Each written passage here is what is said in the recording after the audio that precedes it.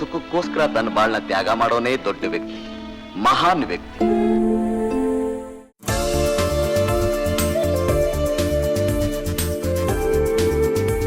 ಇವಾಗ ಇಲ್ಲೊಂದು ಬಿಲ್ಡಿಂಗ್ ಹತ್ರ ಕರ್ಕೊಂಡ್ಬಂದಿದ್ದೀರ, ಇದ್ರದ್ದು ವೈಶಿಷ್ಟ್ಯತೆ ಏನು ಸರ್?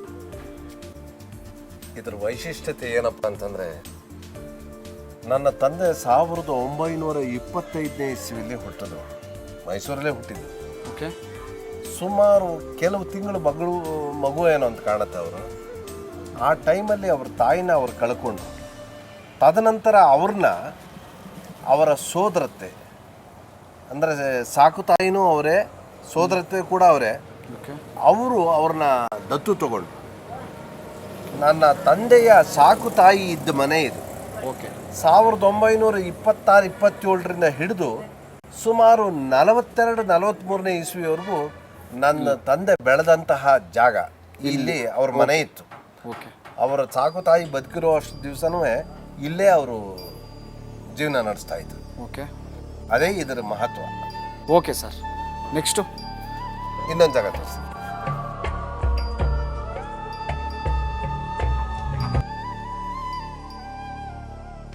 ಇವರು ಅಮ್ಮಯ್ಯ ಅಂತ, ನಮ್ಮ ತಂದೆಯ ಬಾಲ್ಯ ಸ್ನೇಹಿತೆ.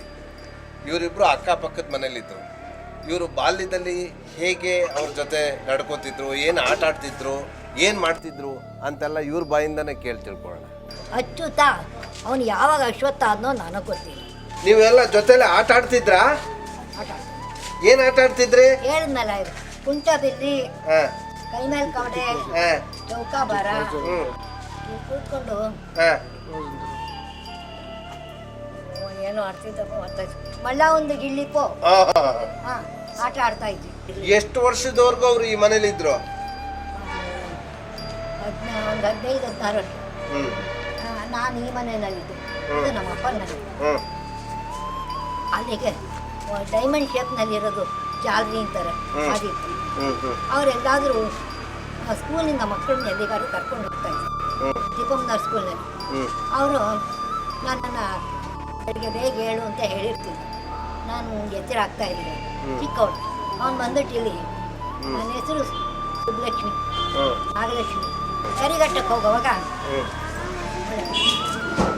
ಕಾವೇರಿ ಲೋಕಾನ್ ಅದನ್ನು ದಾಟಬೇಕಾಗಿ, ದಾಟುವಾಗ ನಾವಿಬ್ಬರು ದೀಪಮ್ಮನಕ್ಕೆ ಕೈ ಹಿಡ್ಕೋತಾ ಇದ್ವಿ, ದಾಟಿಸ್ಕೊಂಡು ಕರ್ಕೊಂಡು ಹೋಗ್ತಾ ಇದ್ವಿ.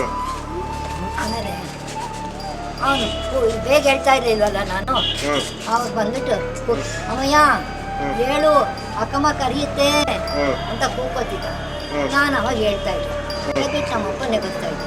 ನಮ್ಮಪ್ಪ ಇದು ನೀರು ಕಾಯಿಸ್ಕೊಡ್ತಾ ಇದ್ದೆ, ಸ್ನಾನ ಮಾಡ್ತಾ ಇದ್ದೆ. ನಾನು ಅವ್ರ ಜೊತೆ ನಾನು ಹೋಗ್ತಾ ಇದ್ದೆ, ಎಲ್ಲ ಕಡೆಗೆ ಹೋಗ್ತಾ ಇದ್ದೆ.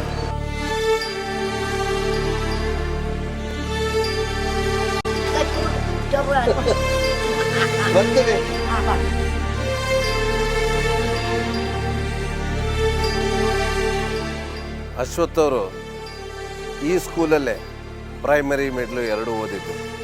ನಾನೀಗ ತೋರಿಸಿದ್ನಲ್ಲ ಮನೆ, ಸಾಕು ತಾಯಿ ಮನೆ ಅಂತ, ಅಲ್ಲಿಂದ ಇಲ್ಲಿಗೆ ಡೈಲಿ ನಡ್ಕೊಂಡು ಬರೋರು ಹೋಗೋರು. ಸುಮಾರು ಒಂದು 2-2.5 ಕಿಲೋಮೀಟ್ರ್ ದೂರ ಆಗುತ್ತೆ. ಇಲ್ಲಿ ನಡ್ಕೊಂಡು ಬಂದು ಈ ಸ್ಕೂಲ್ನ ಅಟೆಂಡ್ ಮಾಡ್ತಿದ್ರು. ಸಂಜೆ ಆದ ಕೂಡಲೇ ಇಲ್ಲಿಂದ ವಾಪಸ್ ಹೀಗೆ ಹೋಗೋರು. ಆ ಮಧ್ಯದಲ್ಲಿ ಒಂದೊಂದು ಮೈದಾನ ಇದೆ, ಆ ಮೈದಾನ ಹಾದು ಹೋಗೋರು.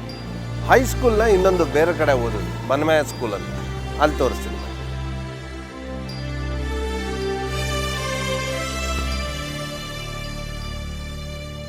ಈಗ ದಳವಾಯಿ ಸ್ಕೂಲ್ ನೋಡಿದ್ವಲ್ಲ, ಅಲ್ಲಿ ಮಿಡ್ಲ್ ಸ್ಕೂಲ್ ಓದಿದ್ರು. ಮಿಡ್ಲ್ ಸ್ಕೂಲ್ ಆದಮೇಲೆ ಹೈಸ್ಕೂಲ್ಗೆ ಸುಮಾರು 30ರ ದಶಕದಲ್ಲಿ, ಅಂದರೆ 37-38ನೇ ಇಸ್ವಿ ಇರ್ಬೋದು, ಆವಾಗ ಇಲ್ಲಿ ಹೈಸ್ಕೂಲ್ ಓದೋದಕ್ಕೆ ಇಲ್ಲಿಗೆ ಬಂದರು. ಇಲ್ಲಿ ಬಹುಶಃ ಒಂದು 3 ವರ್ಷ ಇಲ್ಲೇ ಓದಿದ್ರು ಅಂತ ನಮಗೆ ತಿಳಿದಿರೋ ಮಟ್ಟಿಗೆ. ಹೈಸ್ಕೂಲೆಲ್ಲ ಇಲ್ಲೇ ಓದಿದ್ರು.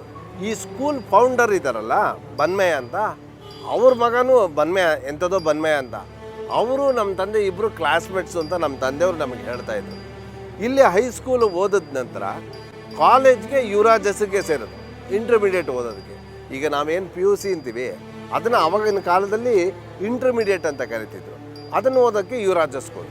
ಈಗ ಯುವರಾಜ್ ಕಾಲೇಜ್ ಎಲ್ಲಿದೆ ಅಂತ ನೋಡೋಣ ಬನ್ನಿ.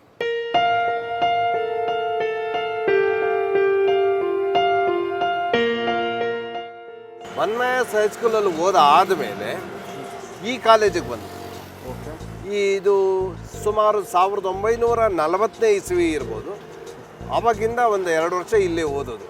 ಮುಂದಕ್ಕೇನು ಅವರು ಓದಲಿಲ್ವಾ ಸರ್? ಮುಂದಕ್ಕೆ ಅವರು ಓದೋದಕ್ಕೆ ಅವ್ರು ಸಾಕ್ತಾಯಿ ತೀರ್ಕೊಂಬಿಟ್ರು. ಆಮೇಲೆ ಅವರು ಯಾರ ಮೇಲೆ ಡಿಪೆಂಡೆಂಟ್ ಆಗಿದ್ರು ಅವ್ರು ಯಾರೂ ಹತ್ತಿರ ಇರಲಿಲ್ಲ. ಹೀಗಾಗಿ ಓದೋದಕ್ಕೆ ಪ್ರಾಬ್ಲಮ್ ಆಯಿತು, ಡಿಸ್ಕಂಟಿನ್ಯೂ ಮಾಡಿದ್ರು.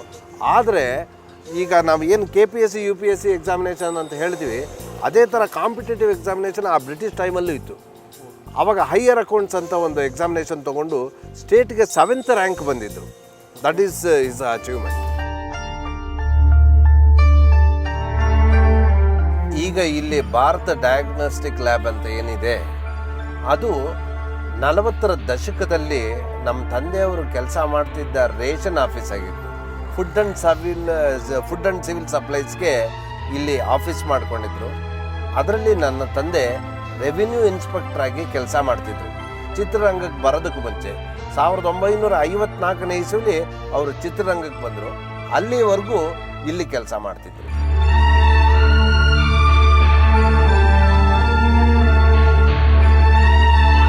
ಸುಮಾರು 42-43ನೇ ಇಸ್ವಿಲಿ ಅವರ ಸಾಕು ತಾಯಿ ತೀರ್ಕೊಂಡ ನಂತರ ಅಶ್ವಥ್ ಅವರು ಅಲ್ಲಿದ್ದ ಮನೆಯನ್ನ ಬಿಟ್ಟು ಈ ಮನೆಗೆ ಬಂದರು. ಈ ಮನೆಯಲ್ಲಿ ಅವರ ಅಕ್ಕ ಭಾವ ಇಬ್ಬರು ನೆಲೆಸಿದ್ರು. ಅವ್ರ ಜೊತೆ ಬಂದು ಇವರು ಸೇರಿಕೊಂಡು ಈ ಮನೆಯಲ್ಲೇ ಇದ್ದಾಗ ಅಶ್ವಥ್ ಅವ್ರಿಗೆ ಮದುವೆನೂ ಆಯಿತು, ಅವರ ಸಂಸಾರನೂ ಬೆಳೀತು. ಈ ಮನೆ 1965ರವರೆಗೂ ಹೆಂಚಿನ ಮನೆಯದಾಗಿತ್ತು. ಸುಮಾರು 74-75ರಲ್ಲೋ ಏನೋ ನನ್ನ ಸೋದರ ಮಾವ ಈ ಮನೆನ ಕೆಡವಿಸಿ ಈ ಥರ ಮನೆ ಕಟ್ಟಿದ್ರು. 65ನೇ ಇಸ್ವಿವರೆಗೂ ಅಶ್ವಥ್ ಅವರು ಇಲ್ಲೇ ಸಂಸಾರ ಮಾಡ್ಕೊಂಡಿದ್ರು. ನಾವೆಲ್ಲ ಇಲ್ಲೇ ಹುಟ್ಟಿ ಬೆಳೆದವರು.